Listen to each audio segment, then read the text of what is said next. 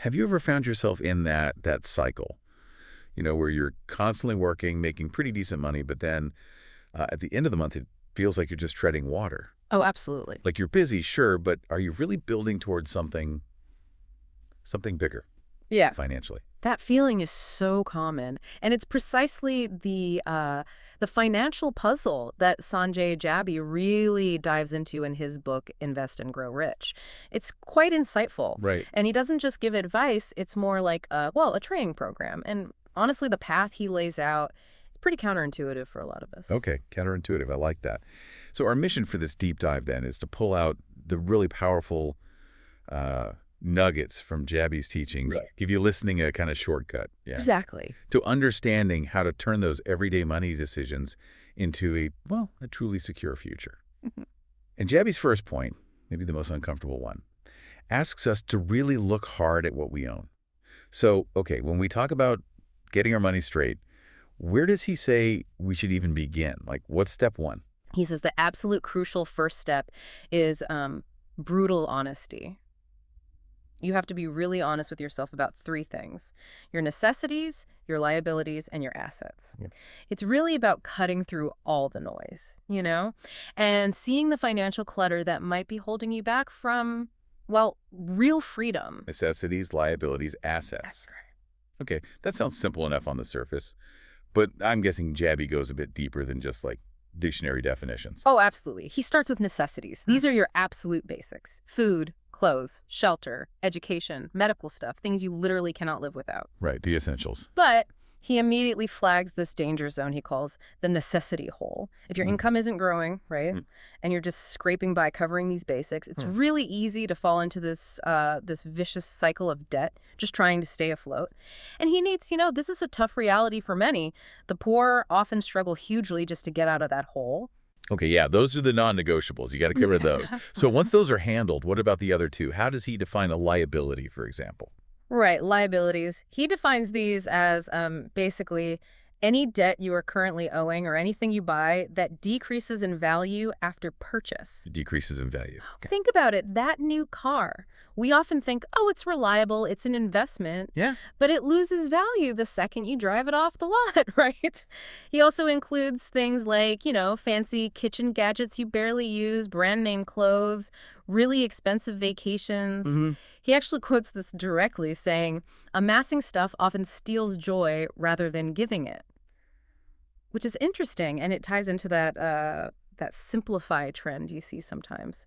People getting rid of stuff that just causes stress. Whoa, hang on. So my new car, which I absolutely bought thinking, reliability, convenience, that's actually a liability. That's pretty challenging for how most of us think. And what about a house then? I mean, most people think of their home as their biggest asset, right? Surely that's not a liability. Yeah, that's a really common misconception. And Jaby hits it head on. He explains that, yeah, sure, a house can be an asset long term if it appreciates and all that. Yeah. A huge mortgage or just a house that's frankly too big for where you are financially right now, that can make it a major liability. Think about the cash flow drain, the interest, the taxes. Right, yeah. He really challenges us. If your home is your only asset, you are middle class. And that's the core of his middle class trap idea. You spend most of your money servicing liabilities, which gives you this kind of false sense of success. A false sense. Yeah, and he shares his own story. After getting a better paying job, he consciously chose not to upgrade his lifestyle. He says, I did not increase my expenses. I lived in a modest studio to keep my expenses the same and increase my savings. Wow. It really shows the kind of discipline he argues is needed to break free. That definitely shifts the perspective, doesn't it? From just, what stuff do I own, to what stuff is actually working for me financially. Okay, so with that groundwork, understanding what helps versus hinders, Jaby then talks about building wealth. And this next bit, the power of doubling money, this is where it gets really interesting for me. Exactly. This is where he introduces the incredible power of compounding.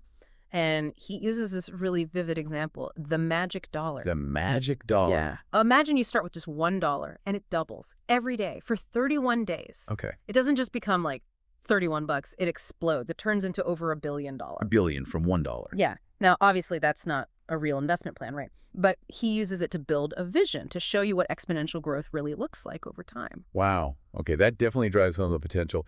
It almost sounds too good to be true. But how does that incredible magic dollar idea translate to, the kind of money we actually deal with? Right, practical application. That's where he gives us a brilliant little tool, a mental shortcut. The rule of 72. Rule of 72. Okay, it's super simple. Take the number 72, divide it by the annual rate of return you expect on your investments, like the percentage gain. The result tells you roughly how many years it'll take for your money to double. So say you're getting a steady 10% return. Okay. 72 divided by 10 is 7.2. So your money doubles about every 7 years. It's a powerful way to just visualize that growth. That's handy. And he contrasts mindsets here, which is key. He says, the poor spend all their capital and save nothing. The middle class invest their savings to make a profit. Then they spend the profits, enabling them to preserve their capital. Okay, so they keep the original amount safe. Right. But then he says, the rich preserve their capital and never spend the profits. They reinvest the profits to earn more profits. This is compounding. So they put the profits back in to grow even faster, not just spending them. That's the big difference. Exactly. It's making the money make more money continuously. Okay, I get the concept, but applying this to my savings, like in a real world way, what does that actually look like? He uses another great illustration, Steven's doubling chart. Let's imagine Steven. He's 35, starts with $65,000, and he invests it well, gets a consistent 10% annual return. Okay, 65K at 35, 10%. Right. By the time Steven is 63, because that money's doubling roughly every 7 years, he'll have over $1 million. Wow, from 65K. Yeah. Now compare that to, say, Thomas. Thomas saved $10,000. Good start, right? Yeah. But he only earned like 2% interest, maybe in a basic savings account. Yeah. By age 71, his $10,000 has barely grown to $20,000. Oof. Big difference. Huge. And Jaby makes this critical point. It didn't make one iota of difference to their financial futures that Thomas was smarter in school. How much you earn is not as important as how much you can save and how you can invest it. So it's the strategy, the investment strategy, that makes the real difference, not just how much you start with or how smart you are academically. Precisely. It's about what you do with the money you have. That's a really powerful lesson. But okay, what if I don't have $65,000 lying around to start? Or what if I want to speed that growth up even more? Can I really use other people's money effectively? Or is that just asking for trouble? That leads perfectly into the next big concept. Smart leverage. Leverage. Like a crowbar. Well, beyond the physical kind. He focuses on financial leverage, which he defines as using other people's money to buy an asset or run a business. Okay, using borrowed money. Yes, and he's very clear this is the riskiest strategy, no doubt about it. But he argues it's also potentially the easiest leverage to use for financial gain, if you do it right. If you do it right. Okay, that's the key. The absolute key is knowing the difference between good debt and bad debt. Good versus bad debt. Good debt is borrowing for things that will likely increase in value or generate income. Think maybe education that boosts your earning power, or specifically an income-producing property. Right, an asset. Exactly. Bad debt is borrowing for liabilities, things that go down in value or are just consumed, like borrowing for that depreciating car or putting a vacation on a credit card. So that old saying, all debt is bad debt, Jaby says that's actually a myth. Financially speaking? According to his framework, yes. It's a huge mental shift for people taught to just avoid debt completely. Yeah, definitely. And he brings Stephen back again with another great example, buying an investment property this time. Okay. Stephen puts down $32,500 on a $325,000 property, so he borrows most of it. Let's say his mortgage payment at 4% interest is about $4,448 a month. All right. But here's the magic. The property generates 8% net rental income. That comes out to $2,166 coming in every month. So more coming in than going out on the mortgage. Exactly. That creates a positive cash flow of $708 every single month after paying the mortgage. That's money in his pocket, generated by the asset he bought largely with borrowed money. Wow. Okay, wait. So if I'm Steven, I should just use that $708 plus the rest of the rent to pay off the mortgage faster, right? Yeah. That seems like the obvious smart move. Pay down the debt. This is where Jaby throws in a really critical, almost counterintuitive rule. It's crucial for maximizing growth with this strategy. Okay. He states very firmly, Remember, as much as it may have hurt some months, you must pay the mortgage for your first investment property from your own earnings and not from your rental income. Not from the rent. Pay it from my job income. Yes. He says rental income should be saved in another separate account while you wait for the right opportunity to buy your next investment property. This is extremely important. Why? Why not use the rent to kill the debt? Because the goal here is compounding the passive income stream itself. By saving that entire rental income, you're building up capital faster to buy the next property and the next. It creates a snowball effect for your passive income generation. Ah, I see. You're building the engine for future income, not just paying off one loan. Yeah. Precisely. It requires serious discipline. He even includes this kind of pledge in the book, which really sums it up. Quote, I will not spend my rental income or profits from my investments buying clothes, purses, watches, cars, or vacations. I will not even use it on my children's education. My rental income or profits from my investments are to be solely used for reinvestment. Wow. That is incredibly strict. No wiggle room there. Yeah. It really underlines the level of commitment needed.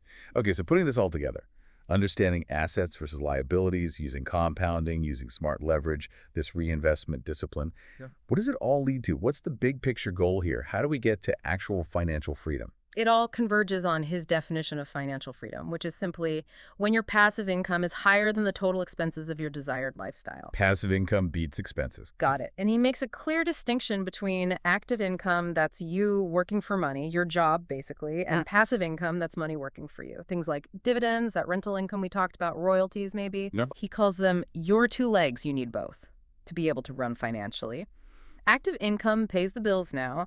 Passive income builds freedom for the future. Two legs need both. I like that analogy. And he shares his own story again, achieving what he called Freedom 35. He made a really bold move after a divorce. He downsized his main home significantly, turning the old one into an investment property. Right, the supersized downsizing. Exactly. That move basically doubled the capital he had working for him in his doubling process, supercharged it. That is bold. But man, it sounds like a lot of sacrifice. Discipline, sure. But giving up luxuries, living way below your means, that just seems really hard to actually do in real life, doesn't it? Oh, it's definitely challenging. He absolutely acknowledges that. He says, it's hard to downgrade, no question. Yeah. But then he gives the why. He says, knowing that this move would make me a multimillionaire made me more than happy to move to a small, cramped apartment for a time. It's about the long-term vision. Keeping your eyes on the prize. Yeah, he even frames it like this. Imagine traveling to the future and getting to know the winning lottery numbers and then traveling back to the present to buy that lottery ticket. Okay, that's a good way to think about it. The point isn't to live like a monk forever. It's about strategically building that strong foundation first. Then, sure, you can enjoy luxuries, but wisely, never letting them undermine your financial freedom. Right, build the base first.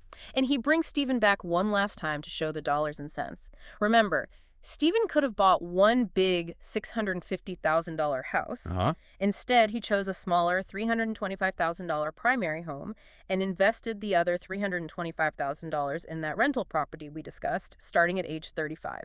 By age 63, his net worth was $5.9 million. Yes. Versus basically nothing extra if he'd just bought the one big house. Jaby sums it up.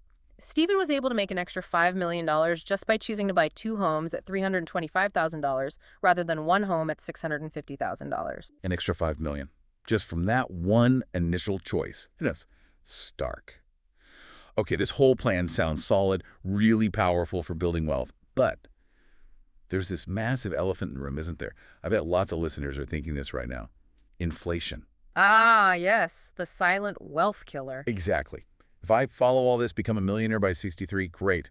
But will that million actually be enough? Won't inflation just eat away at it until my living expenses swallow it whole? That's an absolutely critical question. And yes, Jaby tackles inflation head on. He explains how inflation also compounds, just like investments. Look.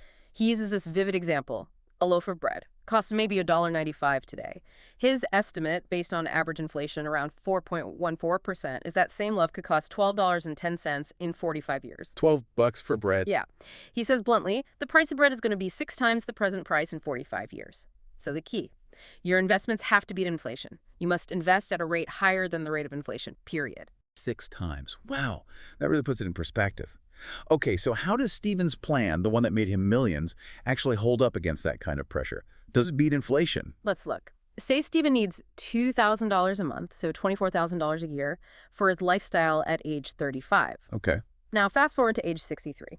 If inflation averages just 3% a year, those same expenses will cost him $54,910 a year. Right, much more. And if he lives another, say, 27 years in retirement, he'd need over $2.3 million just to cover those inflated basic expenses. Okay, that's a scary number. It is. But remember Stephen's investment strategy. He was getting an 8% return on his investments, including that rental property. At 8%. Since 8% is higher than the 3% inflation rate, his wealth is growing faster than his costs are rising. His passive income at age 63 was calculated at $18,720 a month, or $224,640.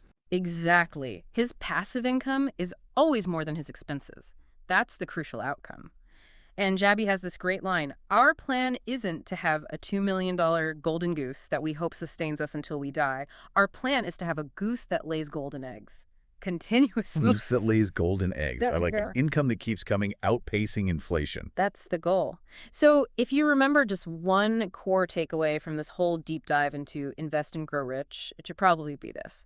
For permanent financial freedom, you absolutely must consistently save from your active income, invest that savings into assets that provide passive income and hopefully leverage, and, this is key, prioritize reinvesting those profits over just spending them on liabilities. And always, always aim for a return higher than inflation. Right. It takes real discipline, no doubt, but the payoff is that genuine, lasting security, true financial freedom. That really reframes it from just saving money to actively investing with purpose, making deliberate strategic choices now, instead of just, hoping things work out later.